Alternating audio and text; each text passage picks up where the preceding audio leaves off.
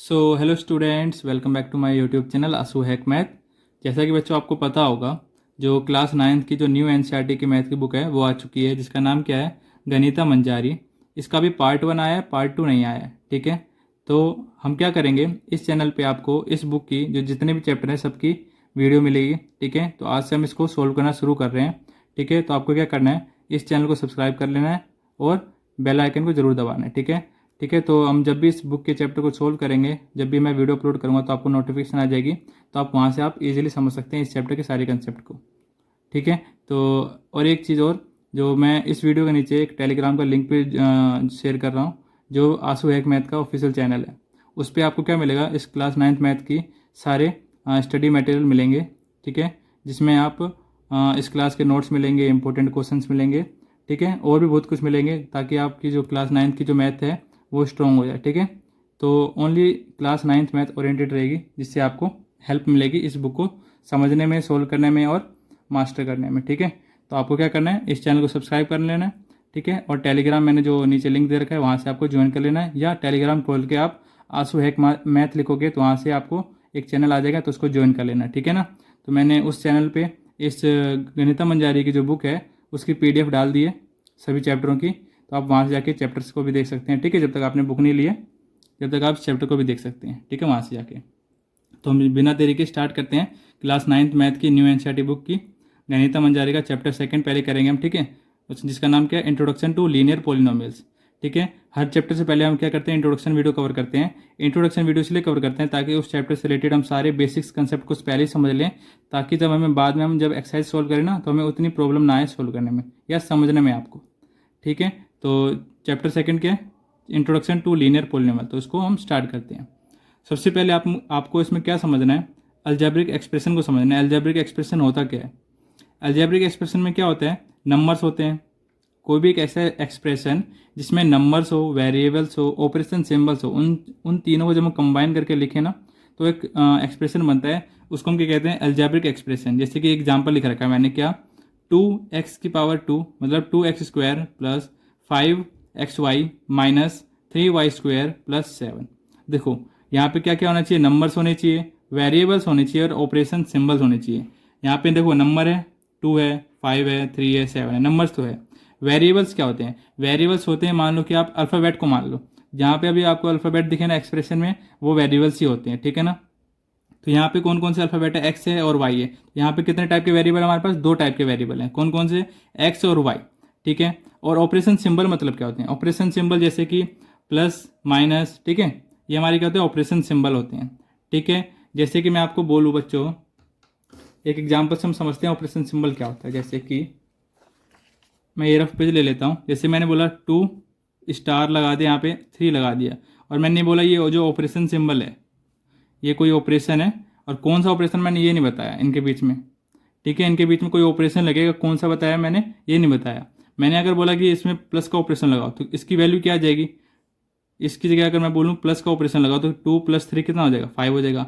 अगर मैंने बोला कि माइनस वाला ऑपरेशन लगाओ तो 2 - 3 कितना हो जाएगा, -1 हो जाएगा। अगर मैंने बोला मल्टीप्लाई वाला ऑपरेशन लगाओ तो क्या हो जाएगा, 2 × 3 6 हो जाएगा। ठीक है, ऑपरेशन मतलब ये होता है। ठीक है, जो दो नंबरों के बीच में या दो किसी टर्म के बीच में होता है। ठीक है, इतना समझ में आ गया। प्लस माइनस हमारे क्या हो जाते हैं, ऑपरेशन सिंबल हो जाते हैं। ठीक है, अब इसमें हम क्या समझेंगे, हमारा एक और टर्म आता है, क्या, टर्म्स क्या होते हैं इसमें, अलजेब्रिक एक्सप्रेशन में हमारे टर्म्स क्या होते हैं। टर्म्स वो होते हैं जो भी हमारे ऑपरेशन सिंबल होते हैं ना, उनसे जो दो नंबर लिखे गए हैं, मैंने डेफिनेशन में लिखे क्या, separated by operation symbols. Terms क्या होते हैं, टर्म्स है ना, ऑपरेशन ऑपरेशन सिंबल से सेपरेट करके लिखे जाते हैं। जैसे कि ये प्लस लगा दिया, ये वाला अलग से लिखा गया, फिर ये वाला अलग से लिखा गया, प्लस के आजू बाजू में जो साइड वाइड में लिखे गए ना, ये क्या होते हैं, टर्म्स होते हैं। जैसे कि ये एक टर्म हो गया, ये दूसरा टर्म हो गया, ऐसे ही माइनस के बाद ये तीसरा टर्म हो गया, ये प्लस के बाद ये चौथा टर्म हो गया। ठीक है, तो इसमें कितने टर्म्स हो गए, 4 टर्म्स हो गए, जो कि मैं ऑपरेशन सिंबल के द्वारा क्या किया गया, सेपरेट किया गया। सेपरेट मतलब अलग अलग करके लिखा गया है। ठीक है, ये हमारे टर्म्स होते हैं। तो एग्जाम्पल हम क्या लिख सकते हैं इस वाले एल्जेब्रिक एक्सप्रेशन के लिए, हमारे कौन कौन से टर्म हो जाएंगे। पहला टर्म तो हो जाएगा 2x², और क्या हो जाएंगे 5xy। ठीक है, और क्या हो जाएगा माइनस में 3y²। ठीक है, ये प्लस का नहीं है, ये माइनस का 3y² है, और ये कोमा और एक 7 है प्लस का।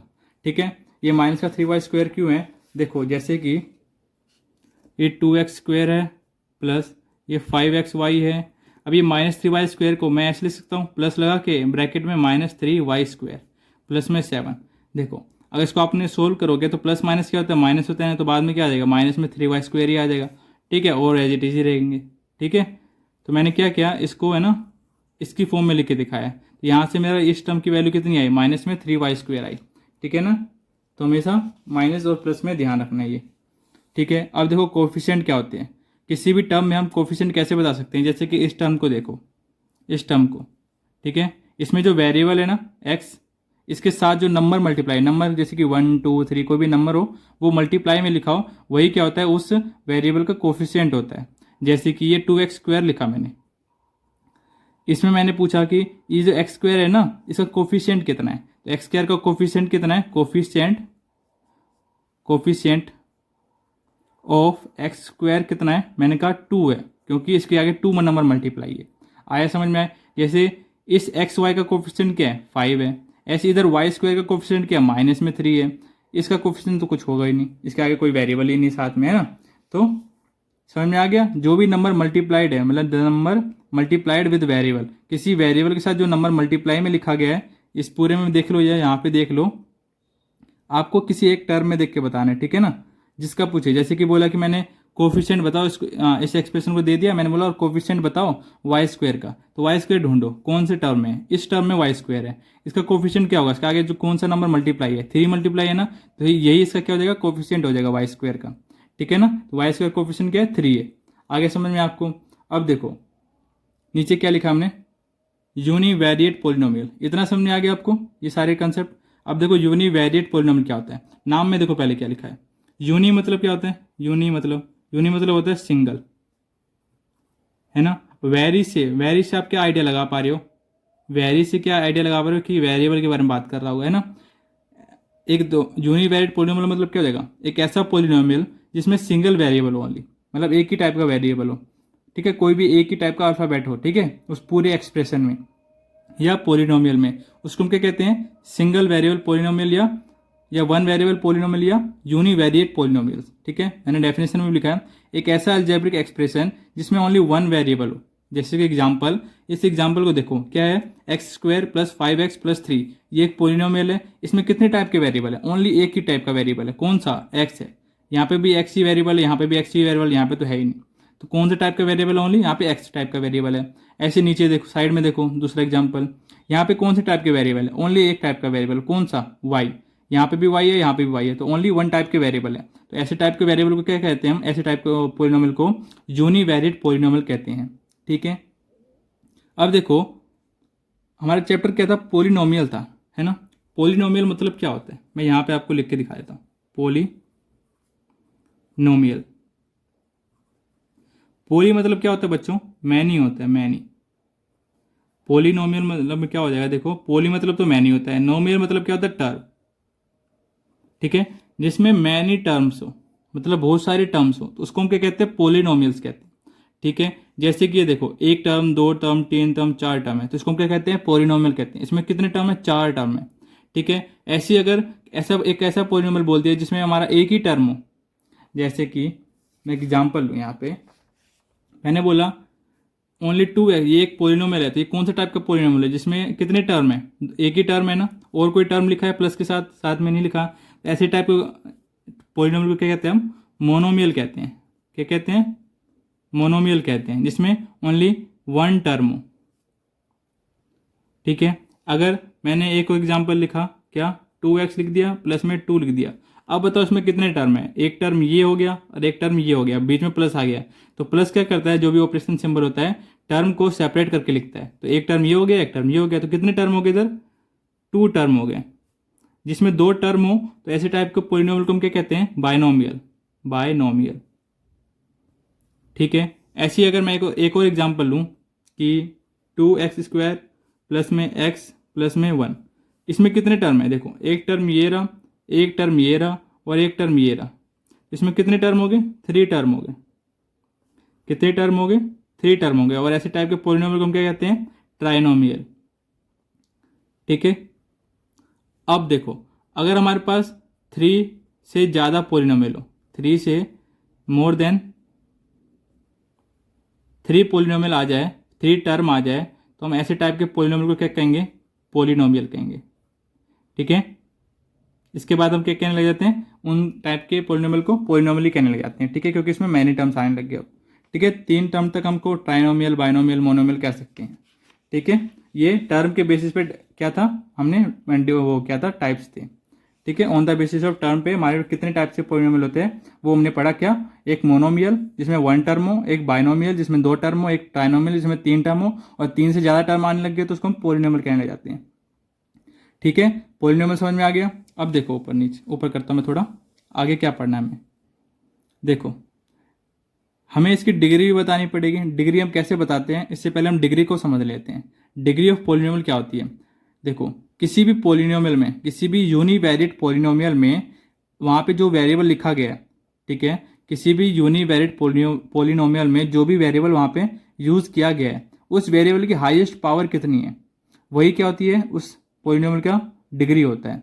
जैसे कि मैं पहले एक एग्जांपल लेता हूँ, फिर आप इसका बताना मुझे। ठीक है, जैसे कि मैंने यहाँ पे एक एग्जांपल लिया, क्या? 4x2 प्लस में x प्लस में 1। ठीक है, ये मैंने एक एग्जांपल लिया। अब इसमें बताओ, इसमें ये यूनिवेरिएट पोलिनोमियल है कि नहीं है? ये है। क्यों? क्योंकि इसमें एक ही टाइप का वेरिएबल है। कौन सा? x। इसमें एक ही वन ही वेरिएबल है। कौन सा? वन वेरिएबल कौन सा है? वो x है। और कोई टाइप का वेरिएबल है? कोई और अल्फ़ाबेट है? नहीं है, ओनली x है। तो ये क्या हो जाएगा? एक यूनिवेरिएट पोलिनोमियल हो जाएगा।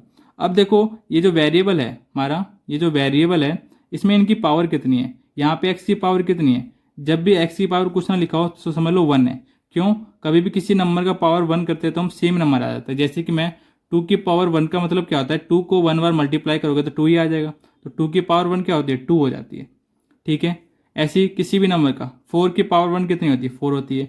ऐसे किसी भी नंबर का अगर पावर कुछ नहीं है मतलब 1 होता है, क्योंकि वो सेम नंबर होते हैं। ठीक है, एक्स की पावर 1 एक्स के इक्वल ही आता है। ठीक है, तो यहाँ पे एक्स की पावर कितनी है? 1 है। यहाँ पे एक्स की पावर कितनी है? 2 है। यहाँ पे एक्स है? नहीं है। तो यहाँ पे एक वेरिएबल ये रहा, एक वेरिएबल ये रहा। तो ये 4 के साथ जो एक्स लिखा है उसकी जो पावर है वो 2 है। ठीक है, जो सिंगल एक्स लिखा है उसकी पावर कितनी है? 1 है। तो इनमें जो हाईएस्ट पावर कितनी है? वो 2 होगी। तो क्या हो जाएगा? इसका डिग्री भी, इस पोलिनोमियल का डिग्री भी क्या हो जाएगा? 2 हो जाएगा। जो जितनी पावर हाईएस्ट है उतना ही डिग्री होता है। जैसे 2 हाईएस्ट पावर है ना, तो डिग्री भी इस पोलिनोमियल की क्या देगी? 2 हो जाएगी। आगे समझ में आपको? तो हमें क्या देखना है? वेरिएबल को देखना है, और कौन से वेरिएबल की जितनी हाईएस्ट पावर है ना उतना ही डिग्री होता है उस पोलिनोमियल का। ठीक है, अब देखो, इस यूनिवेरिएट पोलिनोमियल के 2 हमने एग्जांपल लिखे थे ना, ये और ये। इसमें देखो कितने टाइप के वेरिएबल है? ओनली 1 टाइप के वेरिएबल एक्स। तो यहाँ पे देखो, यहाँ पे एक्स का पावर कितना है? 2 है। यहाँ पे एक्स की पावर कुछ नहीं मतलब 1 होगी। ठीक है, तो कौन सी पावर हाईएस्ट है? 2 की 1, 2 हाईएस्ट है ना, तो इसका डिग्री भी कितना हो जाएगा? 2 हो जाएगा। ठीक है, ऐसे इसको देखो, यहाँ पे कितने टाइप के वेरिएबल हैं? एक ही टाइप का वेरिएबल है ना, कौन सा? y। यहाँ पे y की पावर कितनी है? 2 है। यहाँ पे y की पावर कितनी है? 3 है। तो हाईएस्ट पावर कितनी होगी? 3 होगी। तो इसका डिग्री भी कितना हो जाएगा? 3 हो जाएगा। ठीक है, इतना समझ में आ गया। तो हमने डिग्री भी समझ लिया। अब देखो क्या, अब डिग्री के बेसिस पे ना हम टाइप्स ऑफ पोलिनोमियल पढ़ते हैं। ठीक है, देखो, पहला लीनियर पोलिनोमियल। अगर जिस पोलिनोमियल की जो डिग्री है 1 आ जाए, अगर किसी पोलिनोमियल की जो डिग्री है 1 आ जाए, तो ऐसे टाइप के पोलिनोमियल को हम क्या कहते हैं? लीनियर पोलिनोमियल्स कहते हैं। जैसे कि एग्जांपल में मैंने क्या लिखा है? 3z + 7। यहाँ पे देखो कितने टाइप के वेरिएबल है? एक ही टाइप का वेरिएबल है z। यहाँ पे z वेरिएबल है नहीं। यहाँ पे अकेला z वेरिएबल है, जिसकी पावर कितनी है बताओ?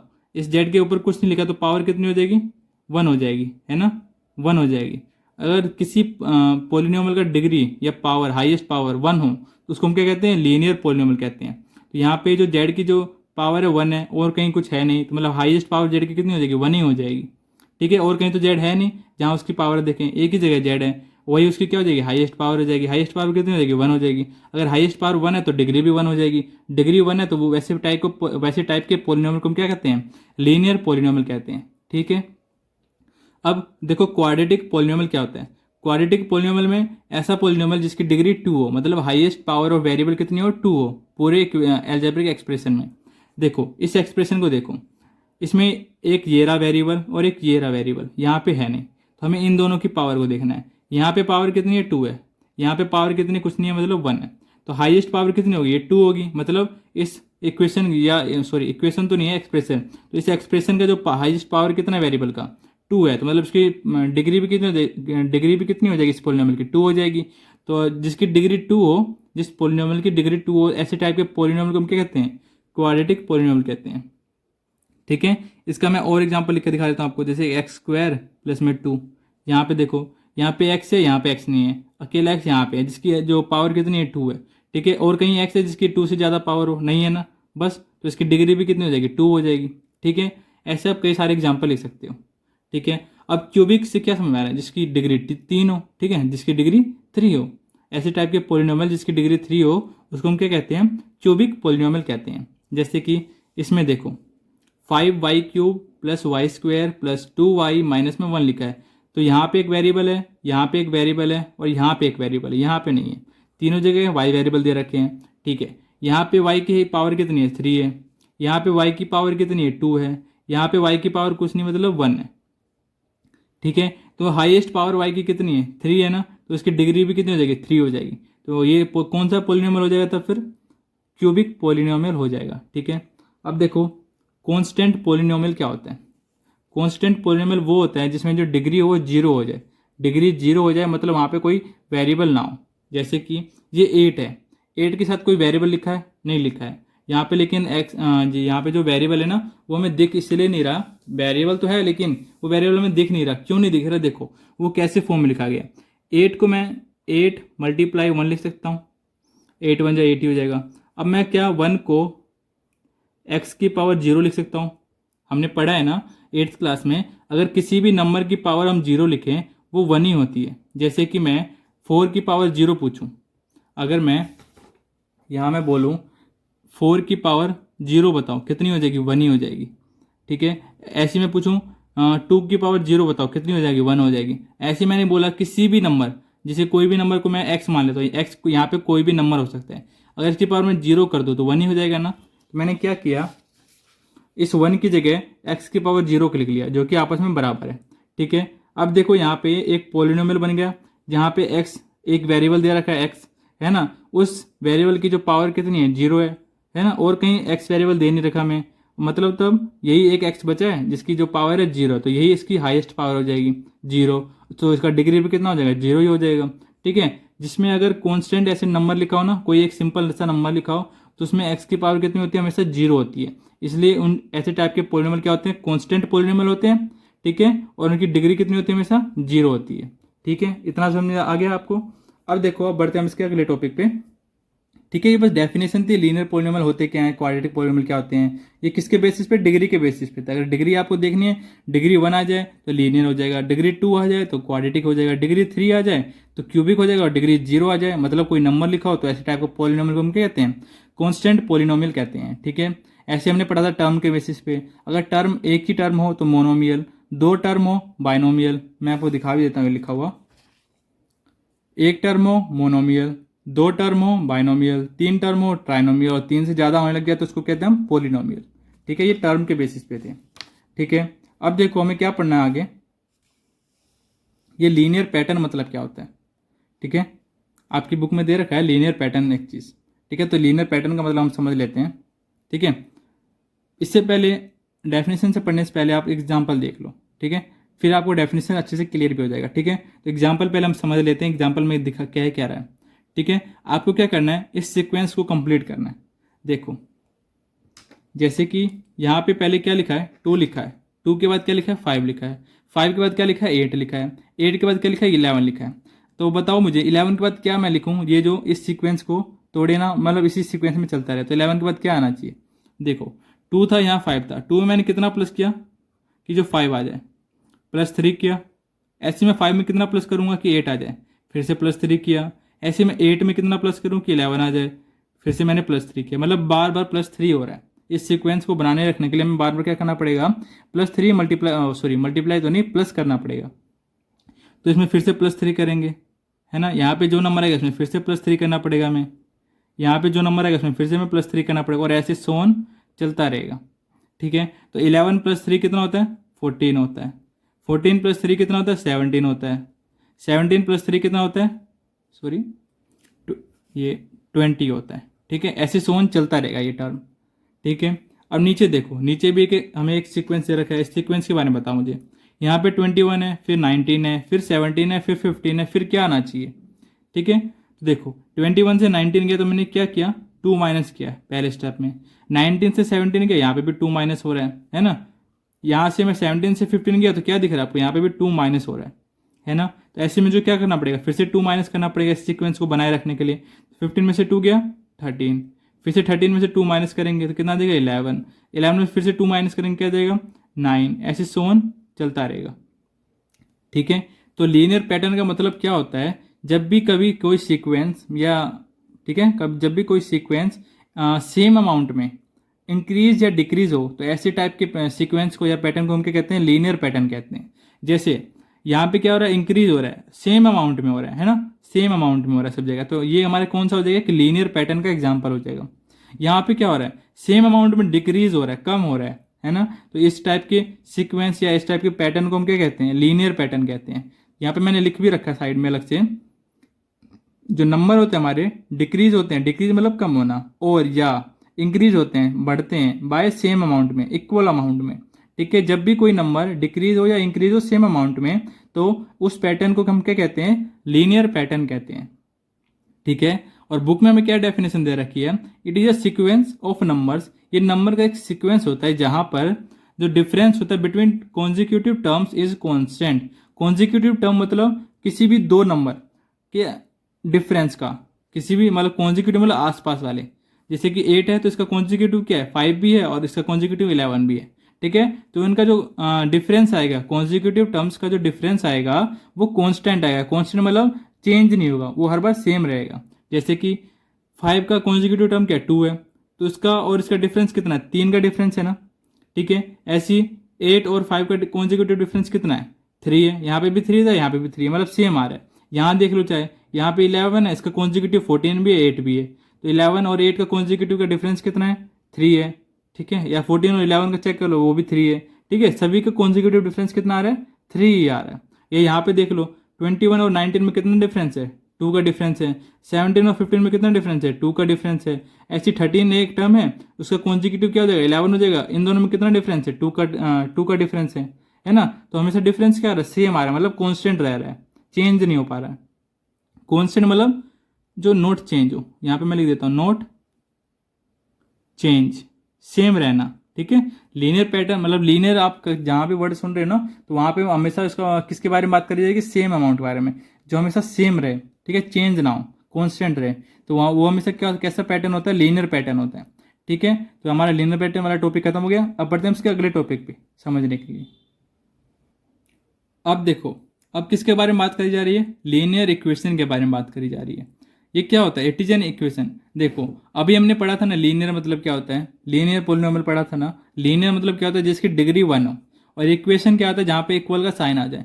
जहाँ पर भी अगर इक्वल का साइन आ रहा है ना तो वो एक इक्वेशन को रिप्रेजेंट करता है, ठीक है ना।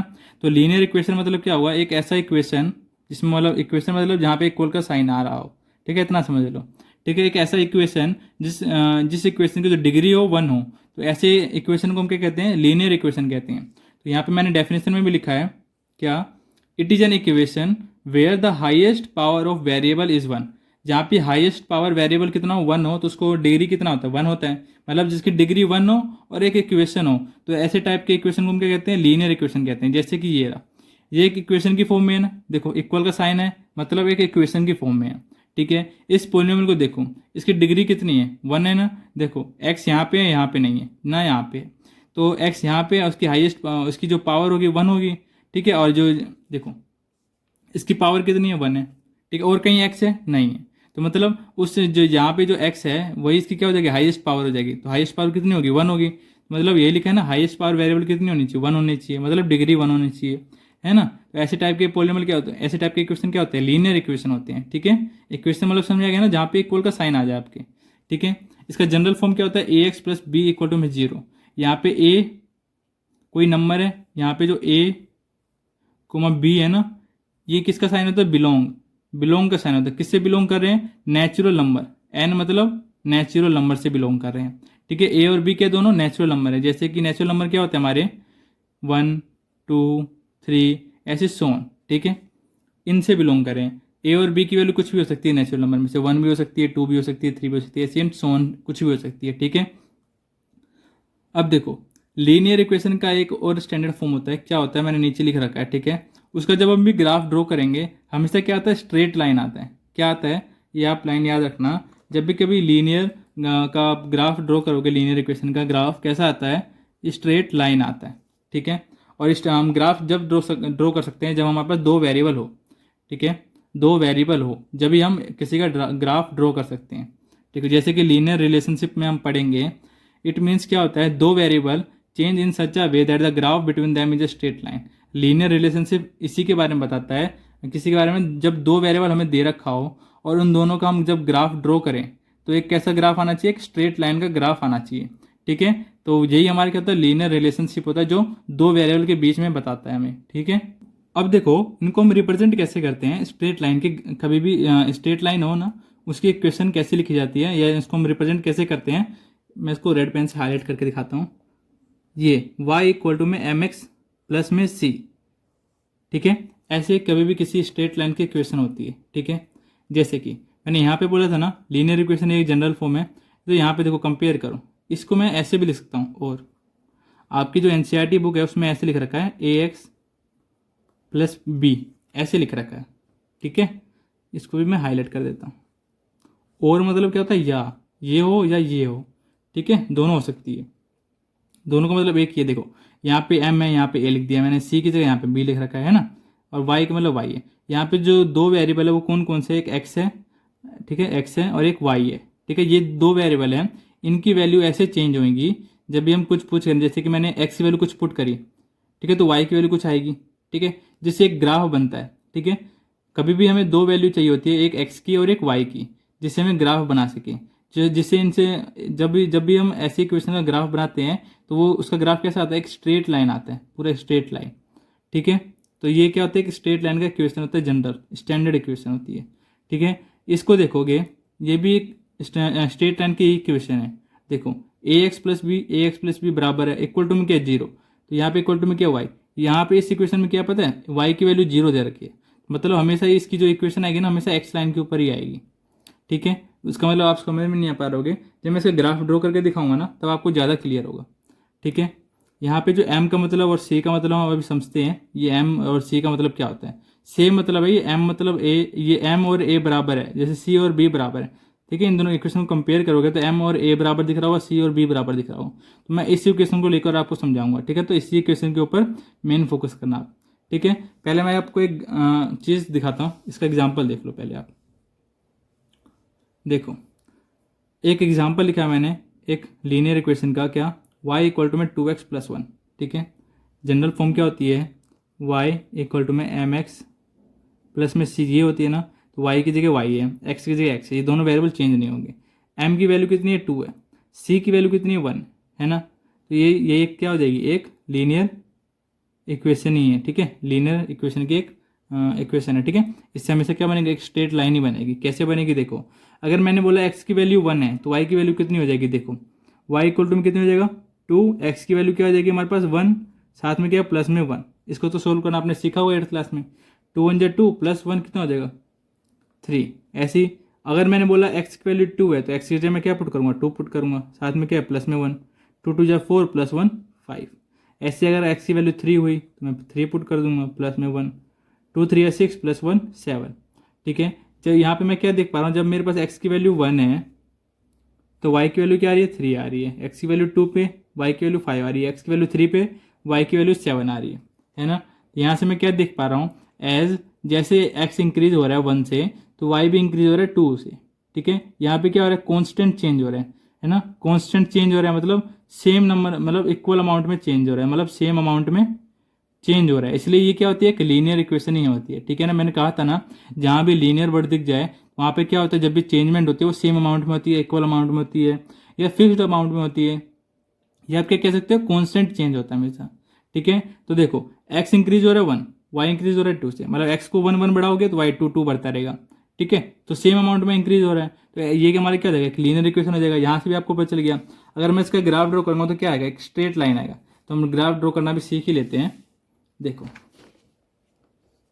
मैं अगर देखो हमारे पास x की वैल्यू क्या है, आपको एक टेबल बनानी पड़ेगी।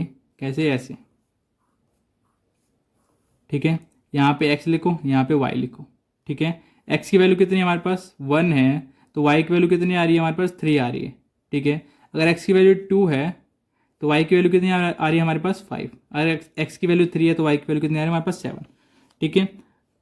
अब देखो ग्राफ, हमारा जो पहला चैप्टर था ना, इसको मैं थोड़ा और नीचे ड्रॉ कर दूं यहाँ पे, ताकि आपको ये लाइन अच्छे से दिख जाए, ठीक है। एक्स, ये वाई, 1 2 3 डालेंगे तो 3 5 7 आ रही थी वैल्यू, है ना, यही था ना। अब देखो ग्राफ के ऊपर हम कभी भी ऐसे एक लाइन ड्रॉ करते हैं। यहाँ पे हमने कोऑर्डिनेट ज्योमेट्री है ना, उसमें भी कुछ दे रखा है। क्या क्या दे रखा है वो भी हम एक बार देख लेते हैं। जब हम कोऑर्डिनेट ज्योमेट्री, जो हमारा पहला चैप्टर है, जब वो पढ़ेंगे उसमें भी हम डिटेल में देखेंगे। ये हमारी क्या होती है? एक्स एक्सिस होती है। ये हमारा क्या होता है? वाई एक्सिस होता है, ठीक है। ये एक्स एक्सिस, ये वाई एक्सिस, ठीक है। ये बीच में क्या होता है? ओरिजिन होता है, जिसको हम ओ से डिनोट करते हैं, ठीक है। अब देखो यहाँ हम जाएंगे ना कि इस तरफ, किस तरफ? राइट हैंड साइड की तरफ, तो हमेशा प्लस वाली वैल्यू जाती है, जैसे कि 1 2 3 प्लस का, 4 प्लस का, 5 प्लस का, 6 प्लस का, ठीक है। ऐसी अगर मैं वाई वाई एक्सिस पे अगर मैं ऊपर जाऊँ, ठीक है, तो हमेशा किसकी वैल्यू आएगी? प्लस में आएगी। तो यहाँ पे +1 +2 +3 +4 +5 एंड +6, ठीक है। और देखो अगर एक्स एक्सिस की अगर मैं लेफ्ट हैंड साइड जाऊँ, इस पॉइंट से मैं लेफ्ट हैंड साइड जाऊँ, तो माइनस में वैल्यू आने लग जाती है, ठीक है। यहाँ पे जो होती है वैल्यू माइनस में होती है, -4 -3 -2 -1, है ना। ये जीरो वाला पॉइंट है, मतलब यहाँ पे ना एक्स की वैल्यू भी जीरो होती है और वाई की वैल्यू भी जीरो होती है। 0,0 वाला पॉइंट है ये, ठीक है। अब देखो कोऑर्डिनेट मतलब पता है क्या होता है? कोऑर्डिनेट को हम पता है, कोऑर्डिनेट को इस पूरे ग्राफ में अगर आपको कोई भी पॉइंट दिखाना हो ना, जैसे कि मेरे को कौन सा पॉइंट दिखाना हो, जैसे कि मैं ये वाला पॉइंट कह रहा हूँ, ये वाला पॉइंट मुझे दिखाना है, तो इस पॉइंट का नाम क्या होगा? ये तो पहली बात कोऑर्डिनेट हो जाएगा। तो इस कोऑर्डिनेट ऑफ पॉइंट का नाम क्या हो जाएगा? इसको हम हमेशा ऐसे एक्स कोमा वाई की फॉर्म में लिखते हैं। ऐसे ब्रैकेट लगाओ, पहले एक्स की वैल्यू लिखो, फिर वाई की वैल्यू लिखो, बीच में कोमा लगा के वाई की वैल्यू लिखो और ब्रैकेट बंद कर दो। यहाँ पे देखो एक्स की वैल्यू कितनी है? नीचे है ना एक्स की वैल्यू, ये एक्स एक्सिस है, मतलब एक्स की वैल्यू इस लाइन पे होगी। तो इस पॉइंट कहाँ है? 1 के नीचे है ना, तो ये किसकी वैल्यू हो जाएगी? एक्स की 1 हो जाएगी, कोमा। अब वाई की वैल्यू कहाँ है? इस पे है, तो वाई के सामने ऐसे लाइन डालो, सीधी लाइन। कहाँ पे आ रही है? 3 पे आ रही है ना, तो 1,3 वाला, ये कौन सा पॉइंट है? 1,3 वाला पॉइंट है ये, ठीक है। अब देखो इतना समझ में आ गया। हम अब क्या करते हैं? ग्राफ ड्रॉ करते हैं। हमको इतना ही समझना था। ओरिजिन ये होता है, इसका मतलब क्या होता है? ओ मतलब ये क्या होता है? पॉइंट ओरिजिन, जहाँ पे एक्स की वैल्यू भी जीरो, देखो 1 के बाद क्या आएगा? जीरो आएगा, और ये वाई की वैल्यू 1 के बाद क्या आएगा? जीरो आएगा। तो मतलब एक्स की वैल्यू भी जीरो होती है, वाई की वैल्यू भी जीरो होती है, ठीक है। इतना समझ में आ गया। ओरिजिन क्या होता है? जहाँ पे ओरिजिन क्या होता है? जहाँ पे एक्स की वैल्यू भी जीरो हो और वाई की वैल्यू भी जीरो, एक्स कोमा वाई दोनों जीरो, ठीक है। अब देखो हम इस ग्राफ को ड्रॉ करने के लिए क्या करेंगे? सारे पॉइंट को इस पे लोकेट करेंगे, मतलब दिखाएंगे। पहला क्या है? एक्स की वैल्यू 1 हो तो वाई की वैल्यू 3 हो। एक्स की वैल्यू 1 है, ऊपर चलते रहो, वाई की वैल्यू जब 3 है ना, रुक जाना, वाई 1 है, वाई 2 है ना, वाई 3 यहाँ पे आ रहा है। ये वाला पॉइंट आ गया, एक्स की वैल्यू 1 जब वाई की वैल्यू 3। अगला पॉइंट कौन सा है? जब एक्स की वैल्यू 2 हो तो वाई की वैल्यू कितनी होनी चाहिए? 5 होनी चाहिए। एक्स की वैल्यू 2 हो तो वाई की वैल्यू कितनी होनी चाहिए? 5। ऊपर चलते रहो, जहाँ पे 5 आ जाए ना वाई की, यहाँ पे देखो वाई की वैल्यू यहाँ होती है, 2 ऐसे ऊपर चलते रहे, यहाँ पे 5 आ गया, देखो 5 आ गया ना, 5 के सामने और 2 के ऊपर, यहाँ पे पॉइंट लगा दो। ये कौन सा पॉइंट हो गया हमारा? 2,5, मतलब एक्स की वैल्यू 2, वाई की वैल्यू 5। अब देखो अगला पॉइंट, एक्स की वैल्यू कितनी है? 3 है, तो वाई की वैल्यू कितनी है? 7 है। एक्स की वैल्यू 3 पे वाई की वैल्यू कितनी है? मैं यहाँ पे 7 नंबर डाल देता हूँ, ठीक है। 7 ये रहा, 3 ये रहा, यहाँ आ जाएगा। इस पॉइंट का नाम क्या देगा? 3,7 हो जाएगा। अब क्या करना है हमें? अगर आप इसको ड्रॉ करोगे तो कैसा ग्राफ आएगा? देखो इसको आपको क्या करना है, मैं एक और स्केल ले लेता हूँ, स्केल से, ताकि आपको एक सीधी लाइन दिख सके। देखो अगर मैं इन तीनों पॉइंट को मैं ज्वाइन करूँ, देखो तीनों पॉइंट को मैंने ज्वाइन कर दिया, तो एक क्या आएगी? एक स्ट्रेट लाइन सी आई ना, एक स्ट्रेट लाइन सी आई, ठीक है, एक स्ट्रेट लाइन है, आई ना। तो मैंने क्या कहा था? अगर y, ये वाली जो इक्वेशन होती है y = mx प्लस में c, यहाँ पे एम और सी कोई भी नंबर हो सकते हैं, ठीक है ना। जैसे कि यहाँ पे था, यहाँ पे दे रखा है ना y इक्वल टू में 2x+1। इसका मैंने जब ग्राफ ड्रॉ किया तो एक स्ट्रेट लाइन आया, तो मतलब आप क्या समझ गए इससे, ये y इक्वल टू में mx+c क्या है, एक स्ट्रेट लाइन का ग्राफ है। आप बोलोगे भैया थोड़ा ये क्या हो गया, थोड़ा टेढ़ा सा हो गया, पॉइंट ये थोड़ा नीचे था, ये लाइन 1 की लाइन ऊपर थी, मतलब थोड़ा ऊपर नीचे हो गया है ना। लेकिन ये मैंने रफ ड्रॉ किया है, जब आप ग्राफ पेपर पर ड्रॉ करोगे तो एक सीधी लाइन ही बनेगी, ठीक है। ये रफ एग्जाम्पल था आपको समझाने के लिए, बस इतना समझ आ गया। कभी भी आप ड्रॉ करोगे इस वाली इक्वेशन से ग्राफ को, तो हमेशा क्या आएगा, एक स्ट्रेट लाइन आएगा। क्यों? क्योंकि ये लीनियर इक्वेशन है। लीनियर इक्वेशन का हमेशा ग्राफ कैसा आता है, स्ट्रेट लाइन आता है, ठीक है। इतना क्लियर हो गया। अब देखो, अब हम समझते हैं ये सारी चीज़ें जो हमने अभी ऊपर छोड़ दी थी, ठीक है। ये सारी चीज़ें आपको समझना जरूरी है, ठीक है। आपको बाद की जो क्लासेस है उसमें भी काम ही आनी है ये सब, ठीक है। लीनियर रिलेशनशिप क्या होता है, रिलेशनशिप कभी कब होगा, जब दो चीज़ हो आपस में, है ना। तो यहाँ पे रिलेशनशिप हम कब बता सकते हैं, जब दो चीज़ हमारे पास हो। जैसे कि यहाँ पे भी हमने लिखा है ना, रिलेशनशिप हमेशा दो चीज़ों के बीच में बताई जा सकती है ना, इसलिए हमने दो वेरिएबल ले लिया। तो हमेशा हम रिलेशनशिप किसके बीच में बताएंगे, लीनियर में दो वेरिएबल के बीच में ही बताएंगे, क्योंकि रिलेशनशिप हमेशा दो वेरिएबल के बीच में ही बताई जा सकती है, ठीक है ना। तो मैंने क्या कहा, दो वेरिएबल ले लो, उनको इनकी जब वैल्यू डालोगे ना तो वो दोनों ऐसे चेंज होगी, जिनकी जो वैल्यू जब आप पुट करोगे ग्राफ में तो एक स्ट्रेट लाइन का ग्राफ बना देगी वो, ठीक है। जैसे हमने अभी देखा है ना, एक एग्जांपल भी लिया हमने, है ना। यहाँ पे दो वेरिएबल है, एक्स की वैल्यू जब मैं जो पुट कर रहा हूँ वाई की वैल्यू ये आ रही है, एक्स की वैल्यू में जब मैं जो पुट कर रहा हूँ वाई की वैल्यू ये आ रही है। मतलब एक्स की वैल्यू कुछ पुट करने पे वाई की वैल्यू ऐसी आ रही है जिससे हम इसका ग्राफ जब ड्रॉ कर रहे हैं तो एक स्ट्रेट लाइन बन जा रही है। इसका मतलब ये हुआ, ठीक है। लीनियर इक्वेशन समझ गए आप, ठीक है। यहाँ पे लीनियर इक्वेशन में वाई और एक्स क्या है, वेरिएबल है। एम क्या होता है, एम को हम स्लोप कहते हैं, किसी भी ग्राफ का स्लोप होता है, ठीक है। जैसे कोई लाइन है वो कितनी ज़्यादा सीधी है, जैसे कि मैंने अभी देखो,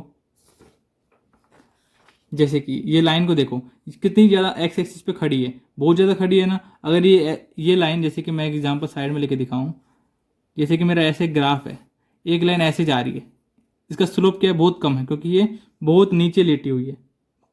इसकी जो स्टीपनेस क्या है, बहुत कम है, ठीक है। स्टीपनेस मतलब जो खड़ाई है ना, चढ़ाई सी होती है, ठीक है। जैसे पहाड़ की होती है चढ़ाई, कभी किसी किसी की ऐसी होती है, किसी किसी बहुत सीधी सी होती है, ऐसे, है ना। ऐसी लाइन का मतलब यही है, जिसकी जितनी ज़्यादा स्टीपनेस होगी, जैसे कि एक ग्राफ लाइन की है और एक ये है, मतलब ये लाइन ज़्यादा खड़ी है ना सीधी, तो इसका जो स्लोप होगा वो भी क्या हो जाएगा, स्लोप एम की वैल्यू क्या हो जाएगी, ज़्यादा हो जाएगी, मतलब ज़्यादा होगी इससे, ठीक है। इसका जो स्लोप होगा एम की वैल्यू वो क्या होगी, कम होगी इससे मुकाबले, ठीक है। समझ में आ गया, ठीक है। और स्लोप क्या बताता है, डायरेक्शन भी बताता है। जैसे कि ग्राफ है, ये जो स्लोप ऐसे जा रहा है कि ऐसे जा रहा है कि ऐसे जा रहा है, ये सब कुछ बताता है। डायरेक्शन मतलब किस तरफ से जा रहा है वो स्लोप, ठीक है। ये डायरेक्शन भी बताता है, मतलब कि जो ग्राफ है किसी भी लाइन की ऐसे आ रही है या किसी भी लाइन की ग्राफ ऐसे जा रही है, डायरेक्शन होगी ना, यहाँ से ऊपर जाना, मतलब लेफ्ट से राइट क्या जा रही है, ऊपर जा रही है। ये क्या जा रही है, ये होता है लेफ्ट, ये होता है राइट, ये क्या होता है लेफ्ट, ये राइट। तो लेफ्ट से नीचे से ऊपर जा रही है,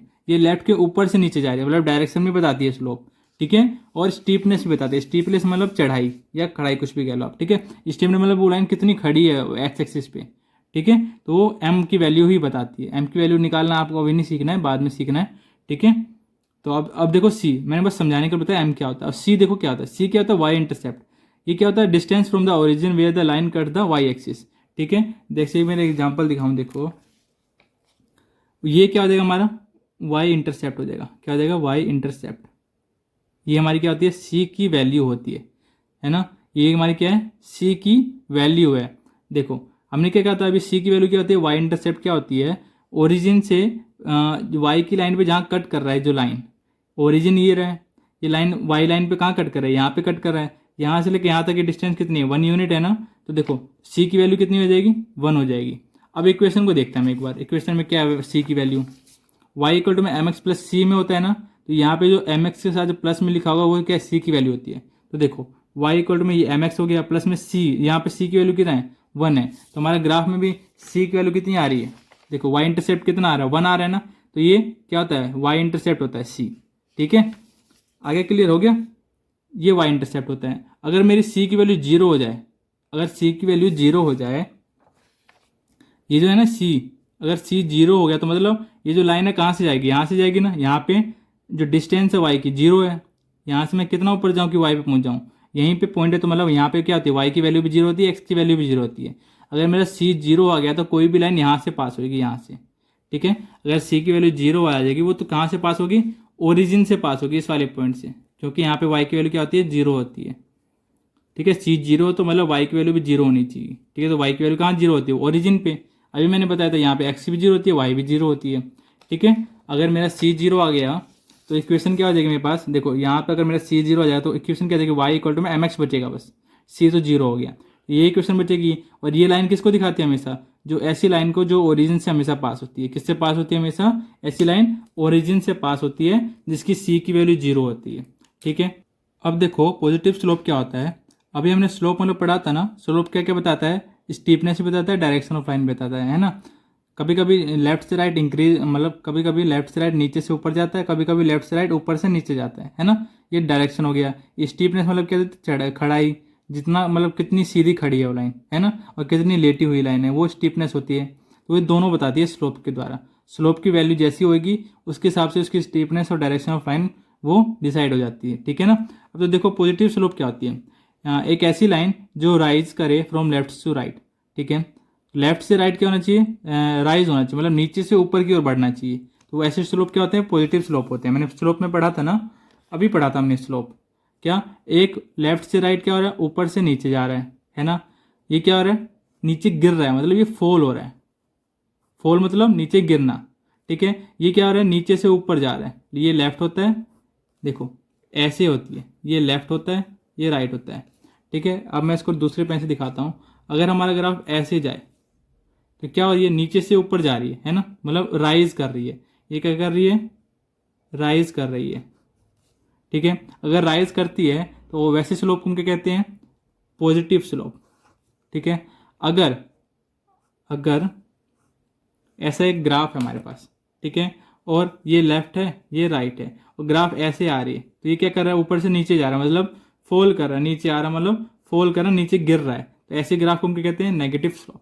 समझ गए, इतना होता है पॉजिटिव स्लोप और नेगेटिव स्लोप क्या होता है बस, ठीक है। जब भी कोई लाइन राइज करे, मतलब नीचे से ऊपर जाए लेफ्ट से राइट में, तो ऐसे स्लोप हम क्या कहते हैं, पॉजिटिव स्लोप, ठीक है। नेगेटिव स्लोप क्या होता है, ऐसी लाइन जो नीचे गिरे फ्रॉम लेफ्ट टू राइट, तो उस स्लोप को हम कहते हैं नेगेटिव स्लोप। आगे समझ में, इतना हमने लीनियर रिलेशनशिप में जो भी हमने आपको पढ़ाया, आपको सब समझ में आया। अगर नहीं आया तो आपको थोड़ा बैक करना, वीडियो फिर से देखना, ठीक है ना, आपको फिर से क्लियर हो जाएगा, ठीक है। अब देखो हम क्या पढ़ेंगे, पैरेलल लाइन। पैरेलल लाइन क्या होती है, ठीक है। अपने हमने लाइन की क्वेश्चन पढ़ी थी ना, लीनियर लाइन की, क्या होती थी, y equal to M X plus C, ठीक है। तो पैरेलल लाइन में क्या होती है, जो m की वैल्यू होती है ना वो सेम रहती है, मतलब फिक्स रहती है। m की वैल्यू क्या रहती है, फिक्स रहती है, ठीक है। c की वैल्यू होती है ना वो y इंटरसेप्ट की, वो क्या होती है, वेरीज। वेरीज मतलब क्या ना, चेंज होती रहती है। वेरीज मतलब क्या होती है, चेंज होती रहती है, ठीक है। मतलब इक्वेशन क्या थी हमारे पास, y इक्वल टू में एम एक्स प्लस में सी ए थी ना, तो m देखो इधर क्या, इधर भी 2 है, इधर भी 2 है ना।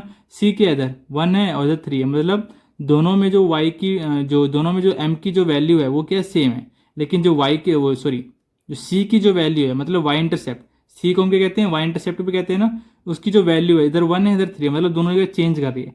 तो ये दोनों लाइन के आपस में पैरेलल होंगी। चाहे इसका आप ग्राफ ड्रॉ करोगे ना, इसका ग्राफ कैसा आएगा, इस लाइन के इक्वेशन का ग्राफ हमने ऊपर से देखो, ये भी वही लाइन है ना और ये भी वही लाइन है, इस लाइन का तो हमने ग्राफ ड्रॉ कर रखा है, ये वाला, ठीक है। दूसरी वाली लाइन का जो ग्राफ ड्रॉ कैसे होएगा, देखो इसमें y इंटरसेप्ट की वैल्यू कितनी है, 3 है, मतलब ये जो y इंटरसेप्ट है यहाँ पे आएगा, मतलब ये जो c की वैल्यू आ जाएगी ये पूरी। तो इसमें जो ग्राफ जाएगा वो कैसे जाएगा, ऐसे जाएगा। अगर इसका आप ग्राफ ड्रॉ करोगे सारी पॉइंट लगा के, तो ग्राफ ऐसे ड्रॉ होएगा कुछ, ठीक है। ग्राफ कुछ ऐसे ड्रॉ होएगा, ठीक है। ये कौन सी लाइन, देखो मैं एक बार लाइन के इक्वेशन में लिख देता हूँ। इस लाइन के इक्वेशन का नाम क्या है, y इक्वल टू में एम एक्स प्लस में 1। इस वाली लाइन के इक्वेशन का नाम क्या है, y इक्वल टू में एम एक्स, सॉरी 2 है ना यहाँ पे, तो 3, ये भी 2 है ना। ये लाइन की इक्वेशन मैंने यहाँ से लिख दी है, जैसे मैंने यहाँ पे वैसे कि एक बार 1 मिनट, ये y इक्वल टू में 2x प्लस 1 है, ये रही पहली लाइन का इक्वेशन, ठीक है। y इक्वल टू में 2x प्लस 3 है, ये रही सेकंड लाइन की इक्वेशन। इन दोनों लाइन को मैंने जब ड्रॉ किया तो ये दोनों लाइन क्या है, आपस में पैरेलल। पैरेलल लाइन क्या होती है, ऐसी दो लाइन जिनके बीच में जो डिस्टेंस हो ना इक्वल हो, ऐसी जब दो लाइन जिनकी जो बीच की जो ये डी डिस्टेंस है हमेशा क्या आनी चाहिए, बराबर आनी चाहिए। कहीं से भी निकालो, चाहे यहाँ से हमेशा क्या रहेगी, डी ही डिस्टेंस रहेगी। जैसे कि यहाँ पे अगर डी की वैल्यू 2 आ रही है तो यहाँ पे भी क्या आ जाएगी, 2 ही आएगी। यहाँ पे भी डी की वैल्यू 2 ही आएगी। मतलब इनके बीच की डिस्टेंस हमेशा क्या रहती है, सेम रहती है। ये दोनों लाइन हमेशा कभी कभी भी आपस में ऐसे इंटरसेक्ट नहीं करेगी। इंटरसेक्ट मतलब ऐसे कभी भी काटेगी नहीं, ठीक है। इंटरसेक्ट ये हमेशा जो पैरेलल लाइन होती है ये क्या होती है, नॉन इंटरसेक्टिंग लाइन होती है, नॉन इंटरसेक्टिंग लाइन, ठीक है। और जब कोई दो लाइन आपस में से कट कर जाए तो ऐसी लाइन को हम क्या कहते हैं, इंटरसेक्टिंग लाइन। जब इंटरसेक्टिंग लाइन क्या होती है, जब व्हेन टू लाइन्स, अब मैं थोड़ा दिखा देता हूं आपको, देखो इंटरसेक्टिंग लाइन मतलब क्या होता है, when two lines cut each other, cuts, when two lines cut each other, ठीक है। जब दो लाइन आपस में ईच अदर को काटे, ठीक है, किसी पॉइंट पे, उसको क्या कहते हैं, हम इंटरसेक्टिंग लाइन कहते हैं। ये दोनों लाइन के आपस में इंटरसेक्टिंग लाइन है। ये दोनों लाइन के पैरेलल है क्योंकि ये आपस में कभी काटेंगे नहीं, ठीक है। इनकी जो बीच की जो दूरी हमेशा सेम ही रहेगी, ठीक है ना। तो ऐसी लाइन क्या होती है, हमारी नॉन इंटरसेक्टिंग लाइन, ठीक है। पैरेलल लाइन समझ गए, जिसमें बस ओनली जो ये सी की वैल्यू है ना वो वेरी करेगी, ठीक है। जो स्लोप है ना वो चेंज नहीं होगी, ठीक है। इतना समझ में आ गया पैरेलल लाइन क्या होती है। पैरेलल लाइन की इक्वेशन अगर आपको दे दी जाए तो आप कैसे डिफरेंस बता सकते हो कि कौन सी दो लाइन आपस में पैरेलल है, कौन सी दो लाइन पैरेलल नहीं है, ठीक है। जैसे कि मैं एक एग्जांपल से आपको समझाऊं, मैंने बोला y इक्वल टू में 3x प्लस में 2, y इक्वल टू में 3x प्लस में 4, y इक्वल टू में 2x प्लस में 3। अब मुझे बताओ इनमें से पहली, दूसरी और तीसरी में से, ठीक है, ये फर्स्ट इक्वेशन है, ये सेकंड इक्वेशन है, ये थर्ड इक्वेशन है, इन तीनों इक्वेशन में से कौन सी दो लाइन आपस में पैरेलल है। देखो यहाँ पे m की वैल्यू चेक करो, यहाँ पे m की वैल्यू क्या है और यहाँ पे m की वैल्यू क्या है। यहाँ पे m की वैल्यू 3 है, यहाँ पे m की वैल्यू 2 है। मैंने क्या कहा था, m तो चेंज होनी नहीं चाहिए, m चेंज होनी नहीं चाहिए। m की वैल्यू क्या होती है, इक्वल होती है ना। तो यहाँ पे 3 है, यहाँ पे 2 है, तो ये तो इक्वेशन नहीं होगी, ठीक है। m की कोई सी वैल्यू 2 है, इसमें 2 है m की वैल्यू, मतलब ये दोनों लाइन भी आपस में पैरेलल नहीं होगी। देखो यहाँ पे m की वैल्यू 3 है, यहाँ पे भी m की वैल्यू 3 है, तो ये दोनों लाइन आपस में पैरेलल हो सकती है। c की वैल्यू कितना है, इधर 2 है, इधर क्या है 4 है, ठीक है। तो ये दोनों क्या हो जाएगी, आपस में पैरेलल लाइन हो जाएंगी, ठीक है। ऐसे अगर आपको बताना है तो बताना, मैं क्वेश्चन देता हूँ, आप कमेंट सेक्शन में बताना। y इक्वल टू में अगर मैंने लिख दिया 3x प्लस में 6, ऐसे मैंने लिख दिया y इक्वल टू में 2x प्लस में 4, और मैं लिख देता हूँ yx इक्वल टू में x प्लस में 3, और फोर्थ क्वेश्चन क्या लिखा मैंने, yx इक्वल टू में 2x प्लस में 3, ठीक है। इसको मैं फर्स्ट नाम दे देता हूँ, इसको मैं सेकंड नाम दे देता हूँ, इसको मैं थर्ड नाम देता हूँ, फोर्थ नाम दे देता हूँ। इन चारों लाइन में से ये आपका होमवर्क है, ठीक है। ठीक है, आपका होमवर्क है, कमेंट सेक्शन में आपको बताना है क्या इन चारों लाइन में से कौन सी दो लाइन आपस में पैरेलल है, ठीक है। तो ये आपको जरूर बताना है, ठीक है ना। कमेंट सेक्शन में आपको कितना समझ में आया वो सारा आपको पता चल जाएगा। तो आपको कमेंट सेक्शन में आंसर देना है, अगर गलत होगा तो मैं आपको करेक्शन करूँगा, ठीक है। तो देखो अब हम अगला जो दो हमारे टॉपिक रहेंगे कौन कौन से, लीनियर ग्रोथ और लीनियर डीके, ठीक है। लीनियर ग्रोथ क्या होता है, इसमें जो क्वांटिटी होती है इंक्रीज होती रहती है by a fixed amount after a equal interval. मतलब जो टाइम है ना, टाइम लगातार सेम मात्रा में बढ़ रही है। जैसे कि अभी 1 घंटा हो गया, फिर 1 घंटे बाद 1 और घंटा बढ़ गया, फिर 1 और घंटा बढ़ गया। टाइम तो 1 घंटा का इंक्रीज हो रहा है, लेकिन उसमें जो वर्क का जो क्वांटिटी है, जैसे कि मैंने 1 घंटे में 10 पेज राइटिंग कर ली, ठीक है। फिर अगले घंटे में मैंने 15 पेज राइटिंग कर ली। मतलब जो काम का जो स्पीड है मेरा क्या कर रहा है, बढ़ते जा रहा है। पहले 10 पेज करी, फिर अगले घंटे में मैंने 15 पेज कर ली, फिर अगले घंटे मैंने 20 पेज कर ली। मतलब 5-5 का जो पेज है मेरा इंक्रीज होते जा रहा है, ठीक है। जो क्वांटिटी है वो मेरी क्या हो रही है, इंक्रीज हो रही है बाय फिक्स्ड अमाउंट, एक फिक्स्ड अमाउंट में। कौन से अमाउंट में, 5 पेज हमारे बार बार क्या हो रहे हैं, इंक्रीज हो रहे हैं, ठीक है। और इक्वल इंटरवल मतलब जानते हो ना, बीच का जो ब्रेक होता है ना, ऐसी इक्वल होना चाहिए, ठीक है। हर ब्रेक का जो ब्रेक होना चाहिए वो क्या होना चाहिए, इक्वल होना चाहिए। ब्रेक ना हो जैसे कि 1-1 घंटे का ब्रेक होना चाहिए। 1-1 घंटे बाद कितना काम कर लिया, 1 घंटे बाद कितना काम कर लिया, 1 घंटे बाद कितना काम कर लिया, या 10 मिनट बाद कितना काम कर लिया, 10 मिनट बाद कितना काम कर लिया। जो इंटरवल होना चाहिए ना वो हमेशा सेम रहना चाहिए, और जो इसमें जो काम कर रहे हैं उस इंटरवल में हम, वो क्या होना चाहिए, हमेशा इंक्रीज होता रहना चाहिए हर इंटरवल के बाद, और फिक्स्ड अमाउंट में इंक्रीज होना चाहिए। जैसे कि मैंने एक एग्जाम्पल लिया है, एक जो प्लांट है ना वो बढ़ रहा है 5 सेंटीमीटर हर हफ्ते, एवरी वीक, मतलब हर हफ्ते। तो वीक पहले हफ्ते में वो कितना था, 5 सेंटीमीटर हुआ, अगले हफ्ते में क्या हुआ, 10 सेंटीमीटर हुआ। देखो यहाँ पे इंटरवल कितना बढ़ रहा है, 1 हफ्ता बढ़ रहा है, फिर से 1 हफ्ता बढ़ गया, मतलब 2 हफ्ते से तीसरा हफ्ता हो गया, मतलब 1 हफ्ता बढ़ गया, फिर 1 हफ्ता और बढ़ गया, 4 हफ्ता। मतलब इंटरवल तो चेंज नहीं हो रहा है, इंटरवल जो इंटरवल क्या हो रहा है, बढ़ रहा है, इक्वल इंटरवल में हो रहा है लेकिन चेंज नहीं हो रहा है, ठीक है। तो इक्वल इंटरवल की बात करी जा रही है। लेकिन जो हाइट है प्लांट की वो पहले 5 सेंटीमीटर थी पहले हफ्ते में, अगले हफ्ते में वो 10 सेंटीमीटर बढ़ गई, मतलब 5 का इंक्रीज हो गया, ठीक है। 5 से वो कितनी बढ़ गई, 10 बढ़ गई, ठीक है। ऐसी वो अगले हफ्ते कितनी होगी, 15 सेंटीमीटर बड़ी हो गई, मतलब फिर से 5 सेंटीमीटर का इंक्रीजमेंट हो गया, ठीक है। बार बार जो क्या हो रही है, इंक्रीमेंट फिक्स अमाउंट में इंक्रीज हो रही है। पहले 5 सेंटीमीटर इंक्रीज हुई, फिर से 5 सेंटीमीटर इंक्रीज हुई, फिर से 5 सेंटीमीटर इंक्रीज हुई। तो ऐसी जो क्वांटिटी जो इंक्रीज होती रहे फिक्स अमाउंट में इक्वल इंटरवल, मतलब बराबर बराबर समय में, ठीक है, हर हफ्ते में। तो ऐसी क्वांटिटी को हम क्या कहते हैं, ऐसी क्वांटिटी को हम कहते हैं लीनियर ग्रोथ कहते हैं। क्या हो रही है, एक लीनियर ग्रोथ हो रही है, ठीक है ना। ये एक तरीके की एक पॉजिटिव स्लोप का ही एग्जांपल है, ठीक है।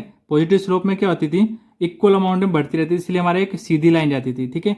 लीनियर ग्रोथ लिखा है, मतलब इसकी भी जो इक्वेशन बनेगी ना, इसका अगर आप ग्राफ ड्रॉ करोगे, आप इसका एक बार ग्राफ ड्रॉ करना और बताना कि इसका ग्राफ का जो ना लाइन कैसी आ रही है, स्ट्रेट लाइन आ रही है कि कोई और सी लाइन आ रही है, कर्व सी, ठीक है। इसकी लाइन भी क्या आएगी, स्ट्रेट लाइन ही आएगी, चाहे आप ड्रॉ करके देखना इन दोनों की ग्राफ। इसकी लाइन कैसी आएगी, सीधी सी ऊपर जाएगी, मतलब इसकी पॉजिटिव स्लोप बनेगी, इसकी नेगेटिव स्लोप बनेगी, क्योंकि ये लीनियर डीके है। डीके मतलब गिरना, ग्रोथ मतलब बढ़ना, ठीक है। ग्रोथ मतलब बढ़ना, डीके मतलब गिरना, ठीक है। इसमें समझ आ गया। इसमें क्या होगी, जो क्वांटिटी है बढ़ती रहेगी फिक्स्ड इंटरवल में, ठीक है, फिक्स्ड अमाउंट में। लेकिन लीनियर डीके में क्या होगा, डिक्रीज होगी फिक्स्ड अमाउंट में और फिक्स्ड इंटरवल, इक्वल इंटरवल पे। जैसे कि मैंने एक एग्जांपल लिया, एक वाटर टैंक था जिसने 10 लीटर जो पानी है ना लॉस कर रहा है, मतलब बह जा रहा है हर घंटे, ठीक है। उसमें क्या था, एक छेद होगा, इसलिए क्या हो जा रहा है, बह जा रहा होगा, ठीक है, मोटा छेद होगा, इसलिए ज़्यादा पानी बह रहा है हर घंटे, ठीक है। तो मैंने यहाँ टाइम लिख दिया, पहले एक घंटे में 100 लीटर था, अगले घंटे में 90 लीटर बचा, मतलब 10 लीटर पानी बह गया, फिर अगले घंटे में 80 लीटर ही बचा, मतलब 10 लीटर और गायब हो गया, फिर 10 लीटर और गायब हो गया, मतलब फिक्स्ड अमाउंट में क्या हो रहा है, डिक्रीज हो रहा है, ठीक है। और इंटरवल क्या है, हर बार सेम ही इंटरवल है ना। तो समझ में आ गया। अगर डिक्रीज हो फिक्स्ड अमाउंट में इक्वल इंटरवल में तो क्या होनी चाहिए, लीनियर डीके होती है। ऐसी क्वांटिटी को हम क्या कहते हैं, लीनियर डीके। अगर वो इंक्रीज होती रहे फिक्स्ड अमाउंट में इक्वल इंटरवल में, इक्वल इंटरवल समझ गए ना, और फिक्स्ड अमाउंट में इंक्रीज हो रही है, मतलब 5 सेंटीमीटर हर बार बढ़ रही है, फिक्स्ड अमाउंट में बढ़ रही है, तो ऐसी क्वांटिटी को हम क्या कहते हैं, लीनियर ग्रोथ होती है, ठीक है। ऐसी क्वांटिटी हमारी क्या होती है, लीनियर ग्रोथ होती है, ठीक है। लीनियर ग्रोथ समझ गए, लीनियर डीके समझ गए, ठीक है। पैरेलल लाइन मतलब समझ गए, जिसमें जो सी है ना, सी वाई इंटरसेप्ट की वैल्यू क्या होती है, अलग अलग होती है। और जो मैंने होमवर्क दिया आपको वो जरूर कमेंट सेक्शन में बताना है, ठीक है। और पॉजिटिव स्लोप मतलब समझ गया, ठीक है। पॉजिटिव स्लोप क्या होती है, लेफ्ट से राइट जाने पे राइज हो, मतलब ऊपर का ग्राफ जाए, और लेफ्ट से राइट होने पे अगर नीचे ग्राफ जा रहा है तो नेगेटिव स्लोप होती है, ठीक है। लीनियर रिलेशनशिप किसके बीच में बताते हैं हम, दो वेरिएबल के बीच में बताते हैं, वाई और एक्स के बीच में, जहाँ पे एक इक्वेशन बनती है, ये एक स्ट्रेट लाइन की इक्वेशन देती है, जहाँ पे जो एम की वैल्यू हो वो क्या होती है, एक स्लोप होती है। स्लोप क्या होती है, किसी भी लाइन की स्टीपनेस और डायरेक्शन ऑफ लाइन को बताती है। डायरेक्शन मतलब वो जो ग्राफ है पॉजिटिव स्लोप बना रही है कि नेगेटिव स्लोप, मतलब नीचे से ऊपर जा रही है स्लोप की, ऊपर से नीचे जा रही है वो लाइन, ठीक है। स्टीपनेस मतलब वो कितनी ऊपर जा रही है, मतलब कितनी सीधी खड़ी है या कितनी नीचे लेटी सी लाइन है, स्टीपनेस वो होती है, ठीक है। सी मतलब वाई इंटरसेप्ट, वाई सी की वैल्यू क्या होती है, जो एक लाइन है ना, आपने एक लाइन ड्रॉ करी और वाई को उसने कहीं पे कट करी है, ठीक है। वो जहाँ पे कट करेगी वही सी इंटरसेप्ट की वैल्यू, मतलब सी की वैल्यू हो जाती है, मतलब वाई इंटरसेप्ट की वैल्यू हो जाती है। सी मतलब इधर क्या, वाई इंटरसेप्ट, वाई को कहाँ पे काट रही है वो, ठीक है, वो लाइन, ठीक है। इतना समझ में आ गया, ठीक है। हमारे जो पहले जो सेकंड चैप्टर है इंट्रोडक्शन टू लीनियर पॉलिनोमियल में,